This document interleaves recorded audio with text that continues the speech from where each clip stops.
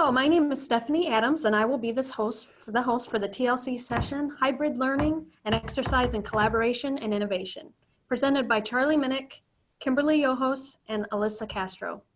We're excited that you've joined us today for the presentation. Please welcome Charlie Minnick. Well, thank you very much. As Stephanie said, the title of our presentation is Hybrid Learning and Exercise in Collaboration and Innovation. So in May of this year, Ashford launched two new programs in our Clinton, Iowa campus, the Bachelor of Arts in Business Administration and our hybrid MBA program. So this presentation will go through kind of the why we offered it, a little bit about what hybrid learning is, and all the support that had to go into launching the program. So as Stephanie said, my name is Charlie Minnick. I currently serve Ashford as Clinton campus president.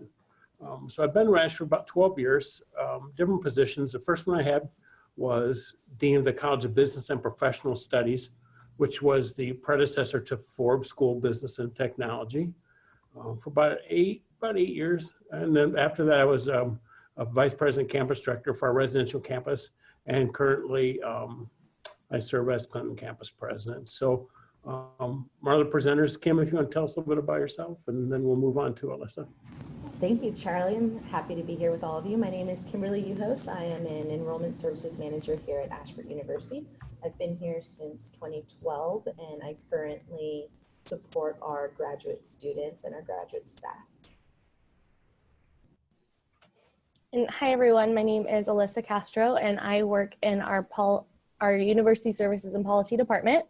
I am a policy and project manager. I've been with Ashford for 7 years now. I started in 2010 in our registrar's office, and now I help work on projects like this one where we implement new things throughout the university. Very good. Well, thanks.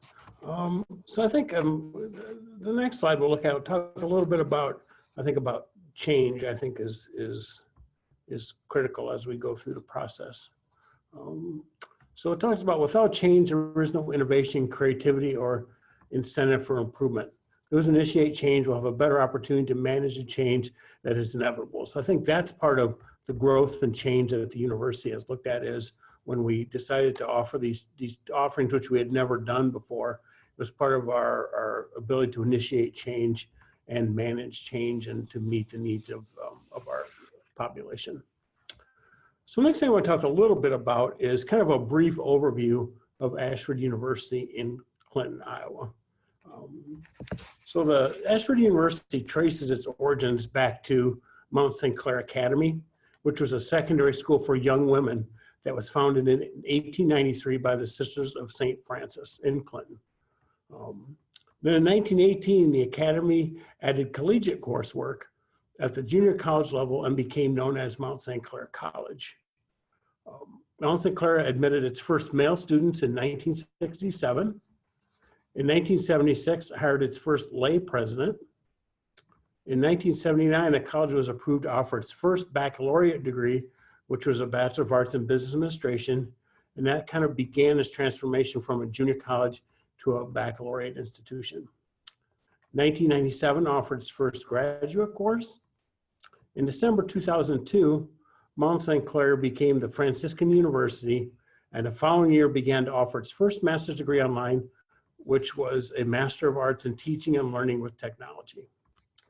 In August of 2004, the university added to its name the qualifier of the Prairies to minimize confusion with other Franciscan universities around the country. And then in March 9th of 2005, the Sisters of St. Francis ended their long history of sponsorship with the sale of the university to Bridgepoint Education. Ashford University was born with this change of ownership. And then in July of 2015, the university made a decision to focus on our core student population, which is adult learners. So many of the resources that were currently offered and the folks that were offered that worked at the residential campus were relocated to the current Clinton campus, which was formerly known as the Iowa Online Center. So some of those resources that transferred over to the current campus were academics, registrar advising, financial aid, human resources, institutional research, and assessment. The campus also houses a veteran center and a DSST testing center, sorry. So let's talk a little bit about hybrid programs. So what are they and why do we offer them? So hybrid programs really give students and the faculty the best of both worlds. They get the convenience of the majority being online, but they also get the face-to-face connection with colleagues and professors, so they can, I think it's really cool to see how they grow their own and connect with their own cohort as they move forward. So really with the online, when they meet each other face-to-face and then have their online courses, they've already put a face to a name and a little bit about the person. So I think it's very helpful that way. So I think it's just, I've been fortunate to teach in the program already, and that's the best part, is people really get to know each other and connect with each other, share experiences, and help keep each other, motivated as they move through the process.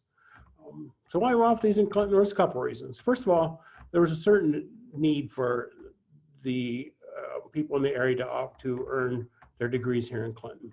So we had real strong support from leadership of the area community college, the president of the Clinton Chamber of Commerce, and also the mayor and other city leadership to offer these programs. And I think another reason it's equally as important was to give back to the Clinton area and the community. As we talked earlier, we have a long history here in Clinton, and what better way to continue our legacy in Clinton than to help to educate future leaders within the area. So those are the main reasons that we offered it, was need, plus to really just give back and then continue our legacy here in Clinton. So a couple of different programs that we offer. The first is the Bachelor of Arts in Business Administration. So the program kind of works this way. So the students take a 10-week course at our campus here in Clinton. So we get together once a week for 4.5 hours. And so we have our face-to-face meetings that way for 10 weeks. And during the first 5 weeks of that 10-week course, students are also taking an online course at the same time. So they get to interact with people in the online world, plus the face-to-face Clinton campus program as well. So we have people here, I think if we skip down just a little bit, support services so we have people here at our campus who help people schedule their courses, because everybody's a little bit different how their path is. So we have registrar folks that are available here. We have academic people, we have financial aid, we have advising, registrar. All those folks are available here to meet face-to-face with all of our hybrid students. So that's been a big benefit, and we've had lots of people who have availed themselves to that. So if they have a question, they just come in and just sit down with someone here in Clinton and kind of get the answers to their questions. So as we work out their schedule, we, again, they work closely with those folks. So the second program that we offer is our hybrid Master Business Administration program. So that program works a little bit different than the business administration in that each course is 6 weeks long. And then week 3 on a Saturday, we spend all day together here in Clinton having our face-to-face meeting that way. So 5 of the 6 weeks are online. And then in the middle, we have one Saturday that's face-to-face. Again, it's fantastic how people get to know each other, connect with each other, and really form those bonds with their faculty and fellow students. So I think those are kind of our two programs and how they work. They've been well received.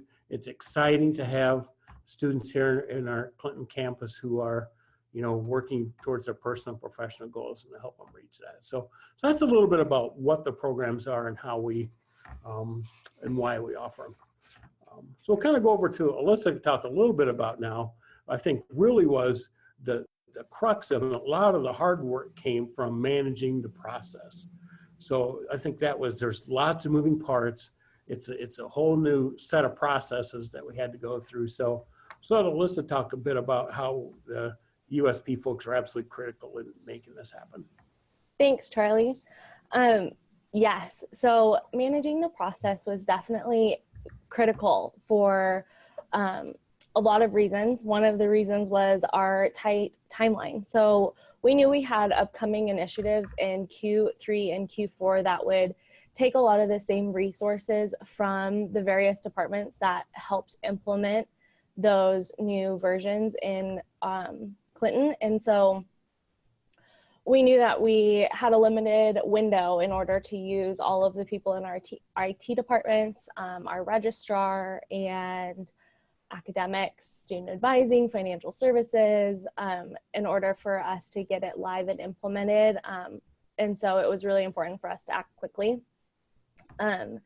Launching the 2 new versions of these programs required people from all different departments. And so it was really critical for everyone to be able to work together and determine our best course of action right from the beginning. So what's great about our department is that we help facilitate those conversations. So we were able to find time to schedule all of the departments that a change like this would touch. Like I said earlier, it involves the registrar, student advising, academics, financial services, BTS, our policy and compliance departments, our strategy departments. Everyone needed to be able to have a voice and come together to determine how we could best implement these new programs and what new processes we needed to create in order to create a good student experience for our students. So we had run campus-only programs before, and we had run online-only programs before, but we had yet to merge the 2 together. So we really had to figure out the best way to create and manage the processes that would cover the new modality. We ended up needing to update our student management systems to monitor and track these students differently than our online students. We revised multiple automated processes to accommodate the new versions.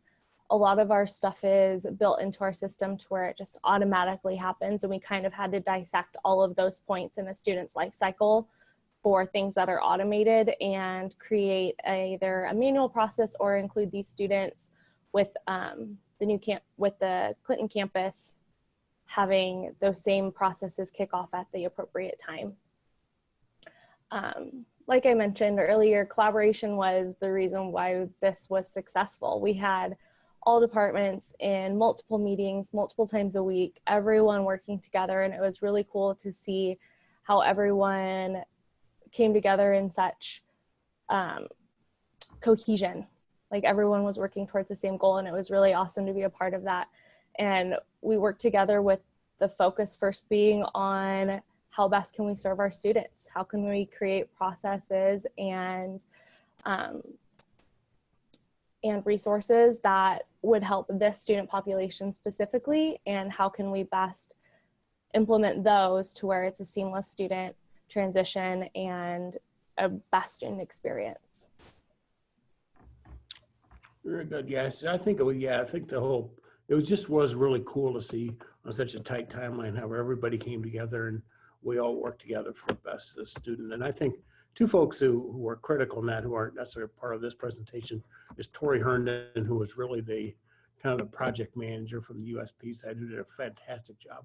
And Corinne Helms works here in Clinton on the academic side, and she to this day still manages all these processes and procedures and making sure that I's are dotted and the T's are crossed and we move forward. So that collaboration continues as we go along. So another significant part of the process, which was absolutely critical in getting it launched, was from the enrollment side. So Kim could talk a bit about how the important part of the enrollment played in getting it launched, plus also the critical part they played as we move forward. So Kim? Yeah, thank you, Charlie and Alissa. So enrollment services, it was definitely a shift in mindset and conversations for advisors. So I'm the manager that ran this project as far as the enrollment side is concerned. At the time when we launched this, I had roughly 40 direct reports of advisors under me. And it was very important to get the coaching out there, especially from a compliance standpoint. Since this was new and a lot of my advisors typically talk 100% online programs, we had to ensure that they felt comfortable and knowledgeable about this hybrid piece, about what the expectations were, ensuring students were confident, comfortable, and that this was a program that they would be able to be successful in. So getting everybody together and really quickly training them and instilling that confidence in them to then instill that confidence in their students was very important. Also being able to tailor their language to ensure students knew exactly what the program expectations were was very key as well. So I do have to give some props, of course, to my director, Minnick, and our VP of Enrollment Services, Shelly Schaefer, who were very supportive. They really helped engage the advisors and really get the message that this is for our students and for their success, and help them advise the best they could. So like Alissa said, developing and implementing new processes was very important. So we did take a step back in time, kind of, so to speak, and we moved from an automated process to something that was a little bit more manual. So instead of our traditional online application portal, we had advisors helping students with a paper application, which was somewhat unique to our staff, and just the collaboration of ensuring that the applications were correct, and having Corrine out in Iowa that Charlie had mentioned, ensuring that the review process was good and students were doing everything properly, following the timelines and getting situated so that they could get into class and be successful was important. And really just building the connections across the department. I mean, at one point, I think my inbox was full of emails from Charlie and Corrine and finance and Tori and Alissa and everybody. So just keeping that communication going, knowing that everybody had a very open door policy to ensure, again, that student success was number one. And then with that, adjusting along the way, it was very important that we all realized we did not have all the answers to begin with, and maybe even right now we still have some unique situations we come up with, but again, that open door policy, adjusting, knowing that we have all this brain power across all the different departments, and that if we just use our own expertise, we can make this collaboration work and the student experience amazing from all angles.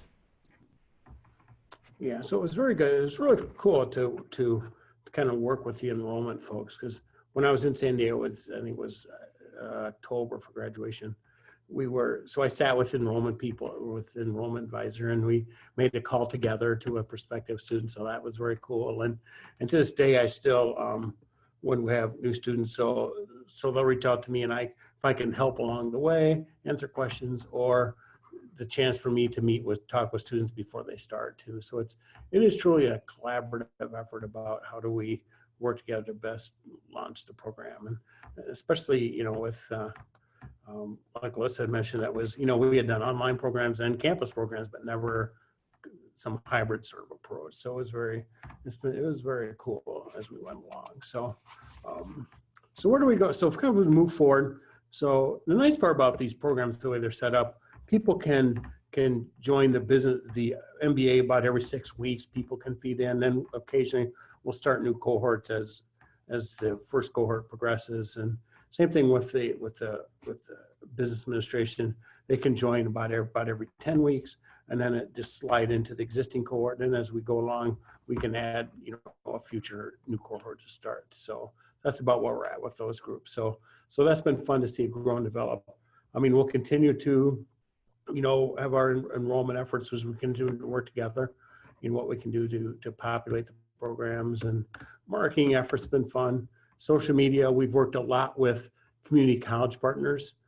Again, we have great support from, we have a community college here in Clinton, so the Dean of Academics and the President have been very supportive. We met with them several times. They've been great with helping us get the word about our programs. So that's been very helpful. Area businesses have been very receptive that we're here. So we've made presentations to the businesses. About 2 weeks ago, we had a kind of a business leaders think tank here on campus to talk about what other ways can we support academics and just growth in the community in addition to our programs. We've been maximizing chamber memberships. We continue to attend chamber events, sponsor chamber events, just to get the word out. So we've just been very, very out and meeting with people, talking with people. So it's been a lot of fun as we've done all that. So I think anytime you do something, I think you have to look at lessons learned. And I think we all have talked about it's all about the student experience. How do we develop this process, but make sure as we did these processes, we didn't have barriers for entry for students to get into the program. So I think we've focused on that a lot. I'm a firm believer none of us as smart as all of us, especially because, like I said, most of my experience had been on the residential side. So this was really a great learning experience for me. And people were really patient with me, which is fantastic, as I learned how the operations for the online side works. So, so I think you have to ask lots of questions. There's no such thing as dumb questions.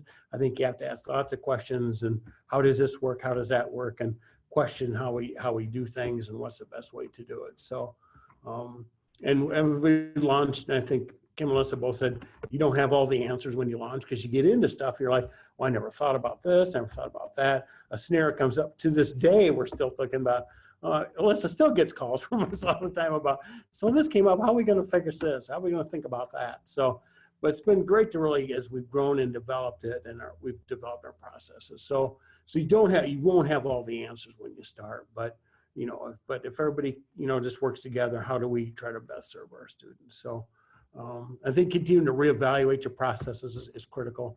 This is the way we launched, but as we've learned along the way, we need to tweak and reevaluate. Is there a better way, more efficient way to do it? And I think one thing we've done, because with when both launched, so I taught the first class of both. And the main reason I did that is I wanted to meet with the students and find out, what's worked, what hasn't worked. I think that's a great way to find out about a process, is to ask the people who had to go through the process. What worked, what didn't work, what was cumbersome, what could we have done better. So we've gotten some good feedback from students that way about how we might make the process better too, I think is gone good. So, and I firmly believe that what we accomplished, given the timeline, could have only been accomplished here. Because, everybody worked together, and that's what, and again, in the 12 years I've been here, and I've worked in higher ed probably almost 30 years. I'm dating myself a little bit, but this is more than people who work together. People don't work in silos. You work together. How do you most pack the student experience? So with that kind of collaboration and support, really from Dr. Swenson and Laura Palmer Noon and Sherry Jones and Andrew Clark and all those folks, that was critical as we got this launched. So I'm firmly believe that we could have only accomplished what we did here. So so it's been exciting. The program continues to grow, and I think great things lie ahead here.